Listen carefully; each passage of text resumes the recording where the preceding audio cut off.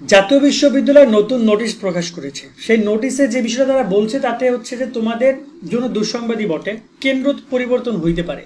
বেশ কিছু ঝামেলা হচ্ছে কেন্দ্র নিয়ে, যার কারণে তারা নতুন কেন্দ্র দিতে পারে। এক্ষেত্রে তোমাদেরকে আমি কনফার্ম একটা ব্যাপার বলে দিচ্ছি, পরীক্ষা কেন্দ্র কিন্তু অলরেডি লিস্ট জাতীয় বিশ্ববিদ্যালয় সেন্ট্রাল লিস্ট প্রকাশ করেছে।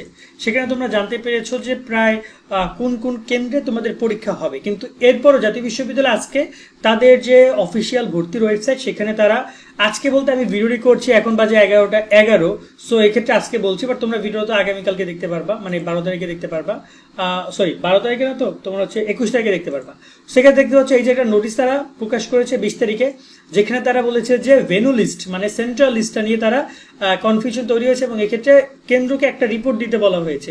এক্ষেত্রে তারা আচ্ছা আগে নোটিশটা বুঝাই দেয়। নোটিশটা হচ্ছে এই যে 24-25 শিক্ষাবর্ষে পরীক্ষা ভেনু তালিকা প্রেরণ প্রসঙ্গে এখানে বলেছে যে 24-25 শিক্ষাবর্ষে আগামী 31 মে রোজ একযোগে পরীক্ষা অনুষ্ঠিত হবে। এ লক্ষ্যে জাতীয় বিশ্ববিদ্যালয় কর্তৃপক্ষ কেন্দ্র তালিকা 28 মে প্রকাশ করেছে। যে সকল কেন্দ্র ভর্তি পরীক্ষায় আলাদা ভেনু পরীক্ষা নেওয়ার সিদ্ধান্ত গ্রহণ করেছে, সে সকল কেন্দ্র আগামী 24 মে গ্রুপ ভিত্তিক পরীক্ষার্থীর সংখ্যা উল্লেখপূর্বক ভেনু তালিকা নিম্নবর্ণিত ঠিকানায় মেল করার জন্য বলেছে এবং এখানে মেল অ্যাড্রেস পর্যন্ত সবকিছু তারা দিয়ে দিয়েছে।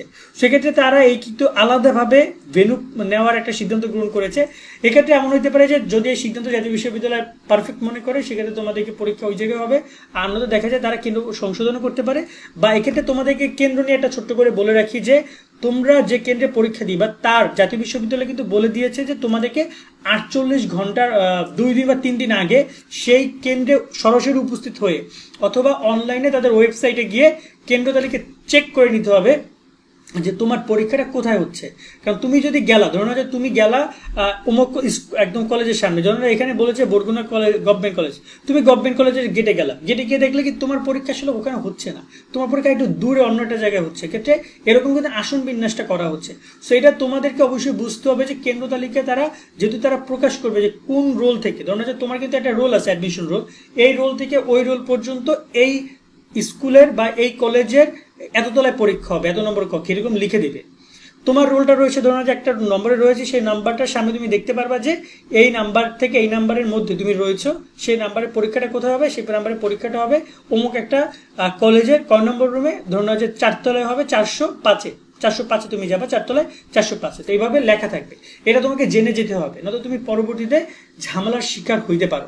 তো আশা করি তোমরা বিষয়গুলো বুঝেছো। এবং এক্ষেত্রে যদি কোনো আবার অনেকে যারা কেন্দ্র তালিকা দেখতে পাও না, তারা এই যে অ্যাপ্লিকেন্ট এক্সাম রয়েছে, এখান থেকে এসে তুমি তোমার কেন্দ্র তালিকায় যে অ্যাপ্লিকেশন আইডি দিলেই তুমি তোমার এখানে কেন্দ্র তালিকায় জাতীয় বিশ্ববিদ্যালয় নিজে দেখিয়ে দিবে। মানে এই যে এক্সাম সেন্টার ইনফরমেশন এটা দিয়েছে তারা, তোমাকে এইটা যেন খুঁজতে না হয়, এটা খোঁজার দরকার নেই, তুমি এখান থেকে দেখে নিতে পারবা। যদি অনেক সময় এটা কাজ করে না, বাট মাঝে মাঝে এটা কাজ করে, এখান থেকে তোমরা এক্সাম সেন্টারটা দেখে নিতে পারবা। আশা করি পুরো বিষয় তোমরা বুঝেছো। তারপর যদি তোমাদের কোনো প্রশ্ন থেকে থাকে তোমরা সেটা কিন্তু কমেন্টের মাধ্যমে জানাতে পারো। সকলে আজকের মতো এখানে বিদায় দিচ্ছি, সকলে অনেক অনেক ভালো থাকবা। আল্লাহ হাফেজ।